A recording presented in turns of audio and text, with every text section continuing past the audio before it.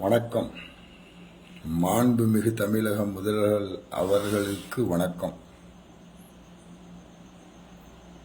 தமிழ்நாட்டில் இருக்கிற கோடிக்கணக்கான மக்கள்ல ஏதோ ஒரு மூலையில நானும் இருக்கேன். நல்லறங்கள் செஞ்சு கொண்டு மரணிக்கிற நேரத்தில் நன்மையான காரியங்களை செய்வோம்னு சொல்லிட்டு திருநெல்வேலி டவுன் தொட்டிப்பால தெரு முத்துஜஹான் தைக்காவின் முத்தவழியாக நன்மையான காரியங்கள் பல செய்து கொண்டு இருக்கிறேன்.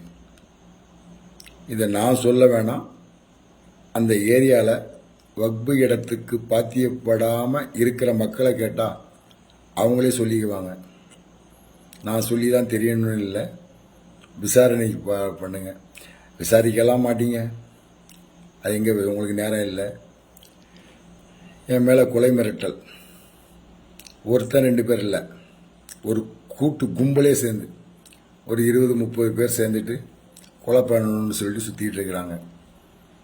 அதில் முக்கியமான நபர் தௌஃபீக். இந்த கொலை மிரட்டலுக்கு மிக முக்கிய காரணம் திருநெல்வேலி டவுன் காவல் ஆய்வாளர் திரு கோபாலகிருஷ்ணன், உதவி ஆணையாளர் திரு செந்தில்குமார். இந்த 2 பேரும் தான் இந்த கொலையை ஊக்குவிக்காங்க. நான் கொடுத்த கம்ப்ளைண்ட் எல்லாத்தையும் ஒன்று சேர்க்கறது அவங்க 2 பேரும் தான். மிக முக்கிய பங்கு. இந்த முஸ்லீமான தௌஃபீக் என்ன பண்ணாரு, தான் பேர் கிருஷ்ணமூர்த்தி அப்படின்னு சொல்லி இந்த சிவில் பிரச்சனையில் ஒரு பொய் கம்ப்ளைண்ட் கொடுக்குறார்.